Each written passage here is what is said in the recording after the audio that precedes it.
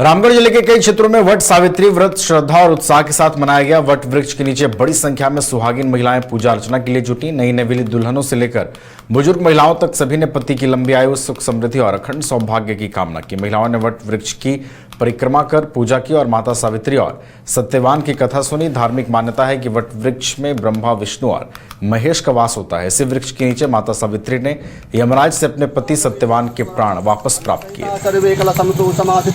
गायत्री सावित्री शांति पुत्रतायाम तुम शांतातम कृतशेकारका ओम कलसे वर्णावहित देवतभ्यो नमः। ये पर्व मतलब बहुत आस्था का ये है। आज अमावस्या के दिन मनाया जाता है। सभी लोग यहाँ व्रत करती है। पति का लंबी आयु के लिए व्रत किया जाता है। सभी महिलाओं यहाँ व्रत करने आती है। महत्वपूर्ण त्यौहार है। ये सुहागन अपना पति के सुहाग के लिए करती है और बहुत खुशी के साथ मनाती है। हजारीबाग के बड़कागांव क्षेत्र में सुहागिन महिलाओं ने अखंड सौभाग्य, पति की लंबी आयु और सुख समृद्धि की कामना के साथ वट सावित्री व्रत श्रद्धा और आस्था के साथ मनाया।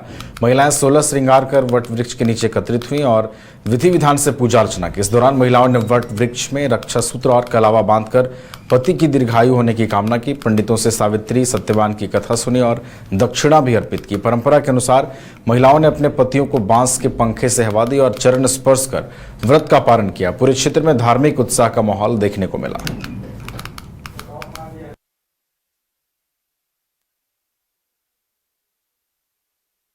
रांची में आज श्रद्धा और आस्था के साथ वट सावित्री व्रत मनाया गया। सुहागिन महिलाओं ने अपने पति की लंबी उम्र, अच्छे स्वास्थ्य और अखंड सौभाग्य की कामना को लेकर वट वृक्ष की पूजा अर्चना की और विधि विधान से मौली धागा बांधकर परिक्रमा की। मंदिरों और पूजा स्थलों पर सुबह से ही महिलाओं की भारी भीड़ नजर आई। पौराणिक मान्यता के अनुसार राजा अश्वपति की पुत्री सावित्री ने अपने अल्पायु पति सत्यवान के प्राण यमराज से अपनी बुद्धिमता और पतिव्रता धर्म के बल पर वापस किए थे। कहा जाता है कि सत्यवान के प्राण बरगद के वृक्ष के नीचे लौटाए गए थे। तभी से वट सावित्री व्रत की परंपरा चली आ रही है। महिलाओं ने पूजा के दौरान परिवार के सुख समृद्धि और वैवाहिक जीवन की खुशहाली की कामना की। पूजा के बाद महिलाओं ने कथा सुनी और एक दूसरे को शुभकामनाएं भी दी। इस अवसर पर महिलाओं ने कहा कि यह व्रत भारतीय संस्कृति, परंपरा और वैवाहिक जीवन की आस्था का प्रतीक है, जिसे वो हर वर्ष पूरी श्रद्धा और विश्वास के साथ निभाती हैं। सत्यवान पर है, सावित्री और सत्यवान का है। कैसे विधि होती है, क्या इसमें ये होता है, जल वगैरह चढ़ाते हैं, फिर रक्षा धागा से इनको बांधते हैं, पेड़ का अच्छा से पूजा होता है, धूप दीप सब, फूल सब, फल सीजनली फल का ज़्यादा महत्व है। इसमें सारा चीज़ अच्छा से होता है। असल माने में उद्देश्य क्या होता है इस पूजा? ये सत्यवान माने सत्यवान का उम्र पूरा हो गया था, तो सावित्री ने इस व्रत को करके उनका आजीवन अति पाए थे। अपना पति का उम्र मांगते हैं, वही होता है और क्या, उसी के लिए पूजा करते हैं। साल भर में एक बार आता है। क्या विधि विधान होता है, कैसे पेड़ में धागा बांधते हैं, क्या क्या करते हैं? वही विधि होता है कि पूजा पाठ कर ले और जितने ही धागा लगाए उतने ही उम्र बढ़े पति के। सत्यवान पर है, सावित्री और सत्यवान का है।